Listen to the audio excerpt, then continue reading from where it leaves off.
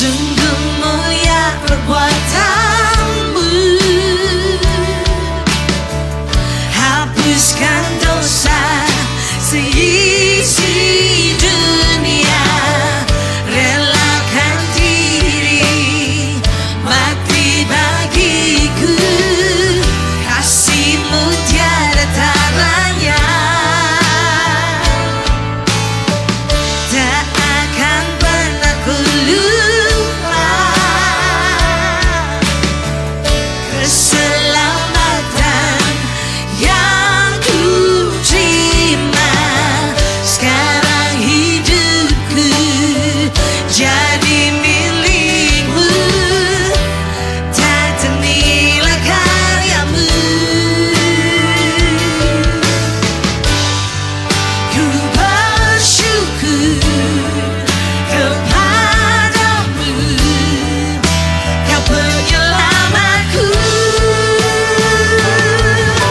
Yesus Tuhan Juru Selamatku, selamatkan hidupku dari maut. Oleh darah-Mu ku ditebus, ku hidup karena anugerah-Mu. Salib-Mu bebaskan hidupku, segala dosaku dihapuskan, ku menjadi ciptaan baru, hidup dalam perkenan-Mu.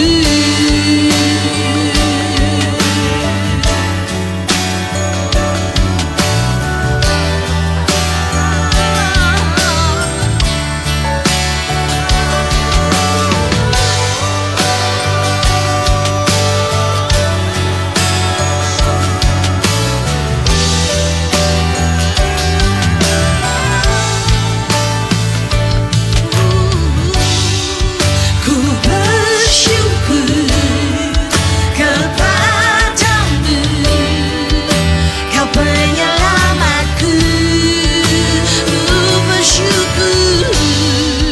Ku bersyukur kepadamu, Kau penyelamatku. Yesus Tuhan Juru Selamatku, selamatkan hidupku dari maut. Oleh darah-Mu ku ditebus, ku hidup karena anugerah-Mu. Salib-Mu bebaskan hidupku, segala dosaku dihapuskan, ku menjadi ciptaan baru, hidup dalam perkenan-Mu. Ku menjadi ciptaan baru, hidup dalam perkenan-Mu.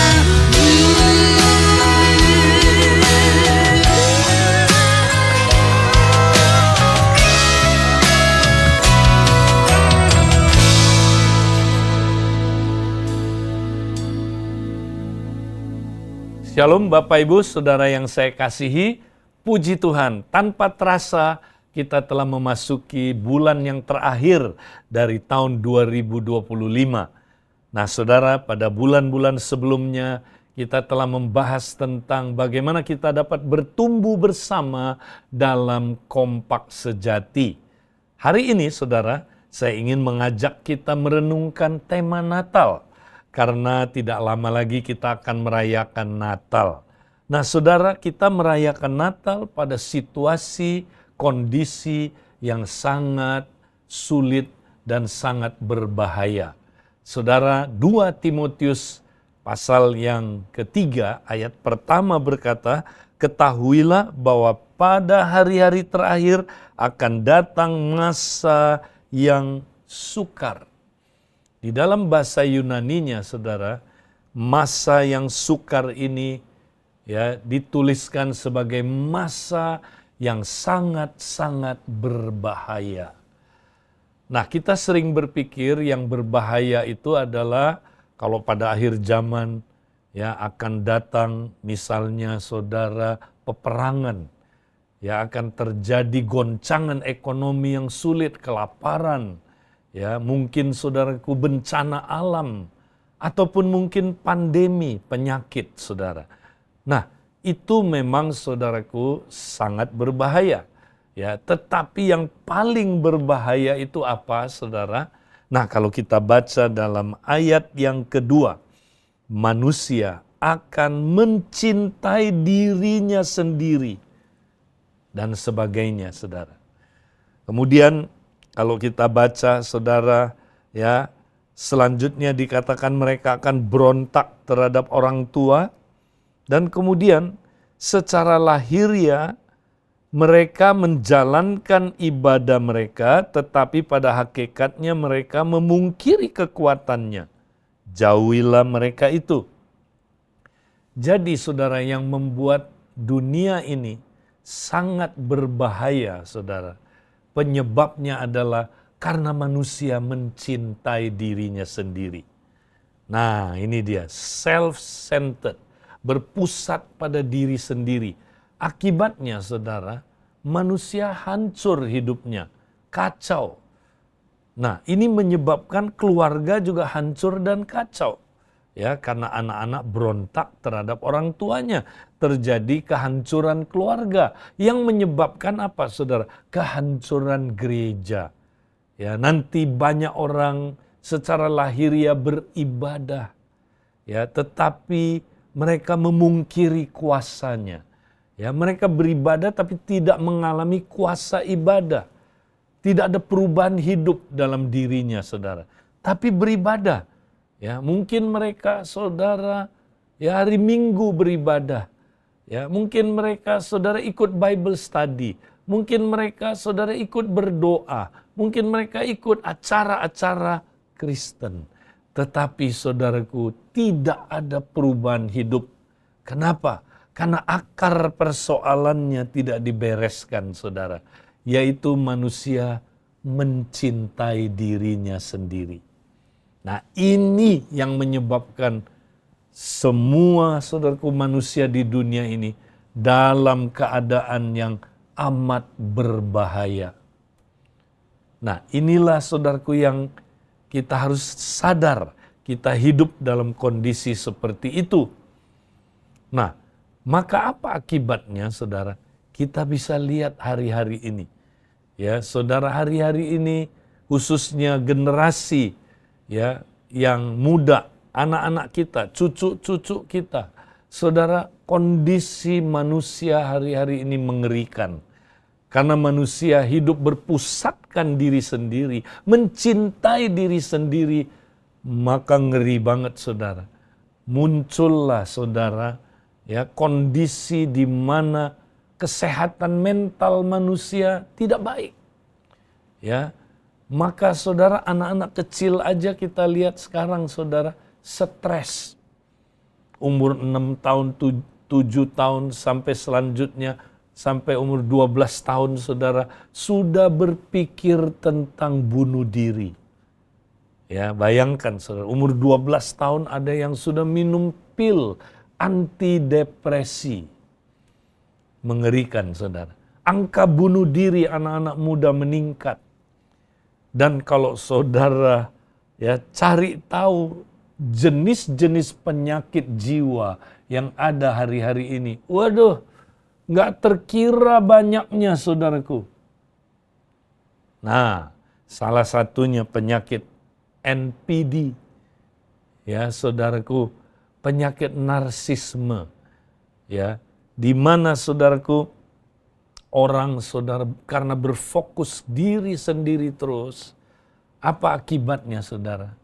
Maka manusia jadi narsis, ya, karena fokus diri sendiri, saudara, Akhirnya yang dipikirkan diri sendiri, fokusnya diri sendiri, pusatnya diri sendiri. Ya, kalau kita pusatnya diri sendiri, saudara, kacau hidup kita. Itulah yang menyebabkan, saudaraku, penyakit-penyakit jiwa yang berjenis-jenis. Ya, nah, saudara, makanya banyak orang mengerikan sekali, saudaraku, kena penyakit-penyakit jiwa yang gak kira-kira banyaknya jumlahnya. Nah, saudara, apa solusinya? Ya, nah, di dunia ini, saudara, manusia tahu bahwa, saudara, yang menjadi penyebab ya daripada, saudara, ya problem manusia adalah egonya atau self tadi itu, saudara. Egonya. Tapi sayang, saudara, ya ego ini tidak bisa diselesaikan di dunia ini dengan tuntas. Ya, di timur, ya lewat kepercayaan-kepercayaan timur, ya ego ini ditidurkan, ya ditenangkan lewat berbagai jenis, saudaraku, praktek-praktek, ya menenangkan diri, saudara. Ya, nah apa yang terjadi? Egonya tetap ada, cuman dia tidur. Ya, dia sementara tidur, tenangin. Tapi tunggu kalau dia bangkit, saudara. Wah, timbul lagi masalah. Makanya, saudara, di timur tidak ada jawaban untuk ego manusia. Di barat sebaliknya, ego semakin dimanja. Ya, ego itu, saudara, dipelihara. Ya, saudara? Dimanjakan. Ya, temukanlah dirimu sendiri. Terimalah dirimu sendiri. Ekspresikanlah dirimu sendiri. Ya. Nah, ini, saudaraku, biasanya ada di dalam psikologi modern. Ya. Nah, apa akibatnya, saudara? Ternyata ya manusia makin egois, saudara. Ya, karena makin dipelihara, makin saudaraku, dikultivate, dipelihara. Ya, sehingga, saudara, makin self-centered. Makanya di dunia modern ini, ya makin jarang orang mau menikah. Kenapa, saudaraku? Nggak gampang dua orang yang egois tinggal satu kamar. Wah, akan seperti, ya maaf, kucing dan anjing istilahnya, berkelahi terus, saudaraku. Ya, makanya hari-hari ini, saudara, ya banyak orang, saudara, ya tidak mau menikah. Kenapa? Karena takut, saudara.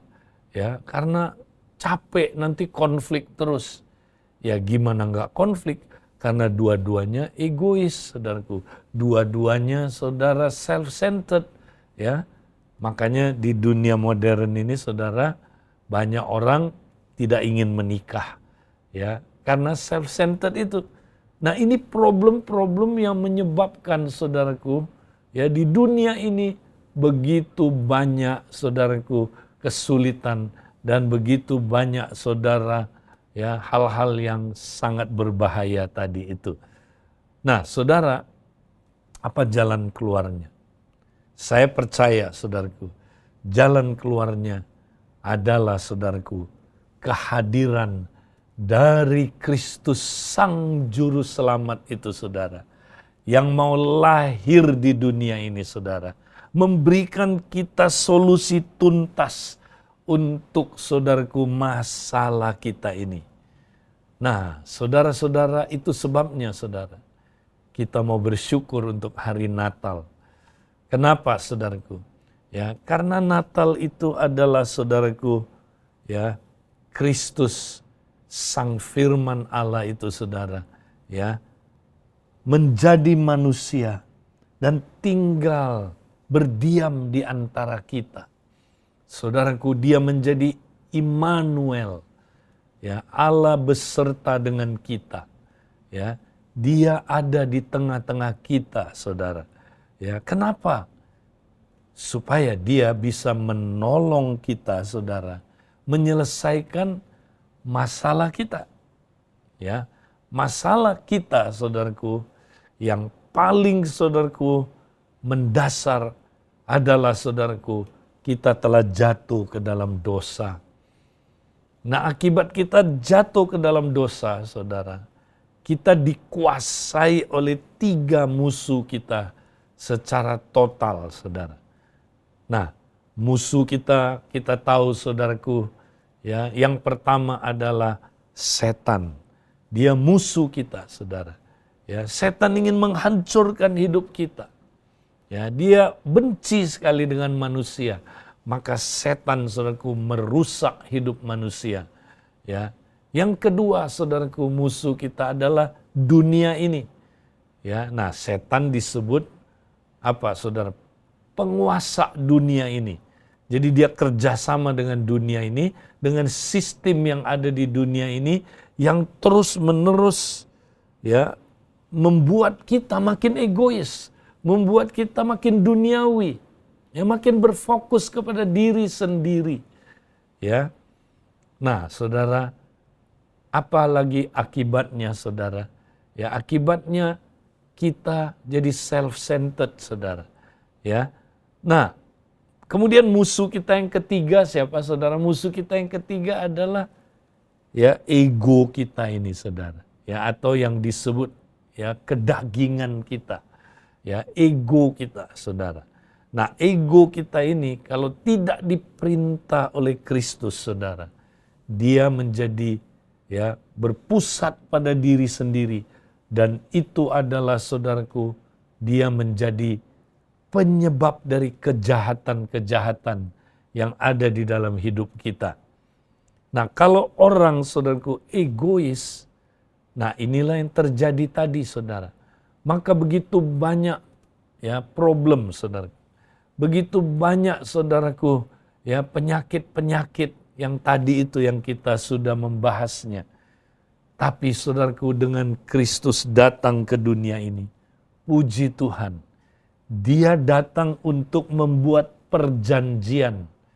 Ya. Nah, ini yang disebut perjanjian yang baru. Ya. Nah, inti dari perjanjian baru itu apa, saudara? Nah, mari kita baca di dalam, saudaraku, Lukas pasal yang pertama. Saya ingin bacakan kepada saudara, untuk saudara, dari ayat yang ke 56, saudaraku, kita sama-sama lihat Lukas pasal yang pertama ayat yang ke 56, saudaraku. Ya. Atau bukan 56 tapi, saudaraku, 68. Ya, saya bacakan buat saudara ayat 68. Terpujilah Tuhan Allah Israel, sebab ia melawat umatnya dan membawa kelepasan baginya.